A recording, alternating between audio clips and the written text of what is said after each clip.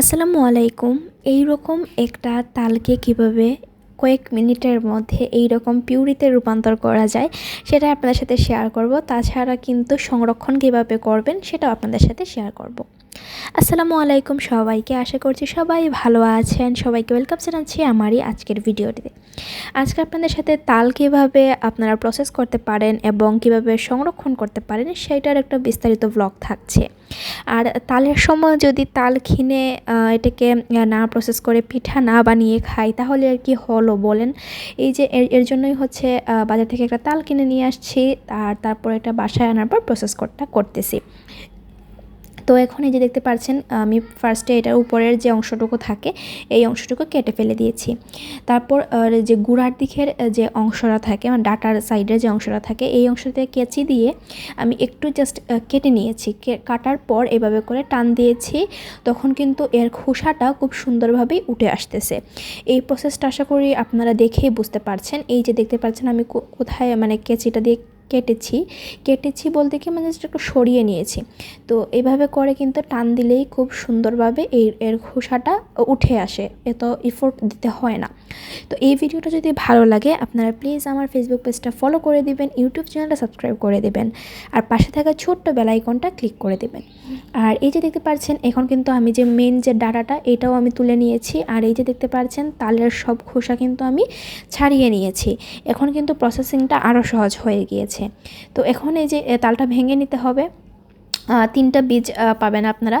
তো এই যে 3টা বীজই আলাদা আলাদা করে নেওয়া হয়েছে। এখন এগুলো আমি আলাদা করে রেখে দিচ্ছি। আর আমার কাছে কি মনে হয় জানেন, আমার কাছে মনে হয় তাল হচ্ছে এমন একটা ফল, এইটা সব কিছুই মানে ইউজফুল। এই যে আমরা তালের যে পিউরিটা তৈরি করতে পারছি, তারপর হচ্ছে আমরা এর কচি থাকতে আর শ্বাসটা খাই, তারপর আবার এই পাকা শ্বাসটাও আমরা খাই, তারপর তালের পাতা দিয়ে পাখাও তৈরি করা হয়। মানে একটা ইউজফুল একটা মানে অনেক আমাদের প্রয়োজনীয় একটা জিনিস হচ্ছে তাল। আর তালে কিন্তু প্রচুর ভাইটামিন রয়েছে। তো এই যে দেখতে পাচ্ছেন আমি কিভাবে একটা কেচি দিয়ে তালের চুলগুলো কেটে নিচ্ছি। এভাবে করলে অনেক ইজি হয়, আর আপনারা চাইলে ফুলটাই আস্তটাই রেখে দিতে পারেন। তো এভাবে করে আমি সম্পূর্ণটা কেটে নিচ্ছি। আর এখানে আরেকটা রিকোয়েস্ট করে নিই, যারা এখনও আমার ভিডিওটা দেখছেন তাদেরকে অসংখ্য ধন্যবাদ। আর যারা এখন পর্যন্ত আমার ইউটিউব চ্যানেলটা সাবস্ক্রাইব করেনি তারা প্লিজ সাবস্ক্রাইব করে দেবেন। আর এই তালের চুলগুলোতে একটু পানি দিয়ে একটু নরম হওয়ার জন্য রেখে দিব। আর এইদিকে হচ্ছে আমাদের একটা ছাঁকনি লাগবে বা চালনি, আপনারা যে যেটা বলেন। তো এরকম একটা চালনি বা ছাঁকনি হলেই হয়ে যাবে বাকি প্রসেসিংটা। তো এরকম করে যে আমি একটু নরম করে রেখেছিলাম তালের চুলগুলো, ওইগুলো এখন এই ছাঁকনিতে দিয়ে দিচ্ছি। তো এখন আমি এটাকে দেখতে পারবেন কীভাবে করব। এই যে এইভাবে জাস্ট একটু ঘষে ঘষে এটা থেকে যে পিউরিটুকু এইটুকু আলাদা করে নিতে হবে আপনাদেরকে। এটা খুবই সময় সাপেক্ষ না, আবার অনেক সময় সাপেক্ষ হয় বলাও যায়। তো এই যে দেখতে পাচ্ছেন এটা কিন্তু মানে এতটাও কঠিন প্রসেস না, আপনারা আশা করি দেখেই বুঝতে পারছেন আমি কিভাবে করছি। এভাবে ঘষতে থাকবেন, ঘষতে ঘষতে দেখবেন আপনার পিউরিটা নিচের দিকে পড়ছে, তো তখন এটা আলাদা করে নিতে পারবেন।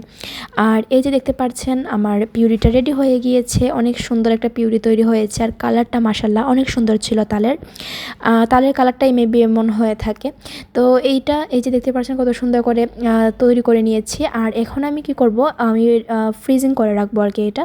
তো একটা শুকনো একটা কৌটা নিয়ে নিয়েছি। এখন এইটাকে তালের যে পিউরিটা এইটা আমি জাস্ট রেখে দেব, আর ঢাকনাটা লাগিয়ে রেখে দেবো, আর কোনো কিছুই ঝামেলা করতে হবে না। তো এইভাবে চাইলে আপনারা তাল সংরক্ষণ করতে পারেন। আর ভিডিওটা হেল্পফুল হলে লাইক দিতে ভুলবেন না। আজকে বিদায় নিচ্ছি।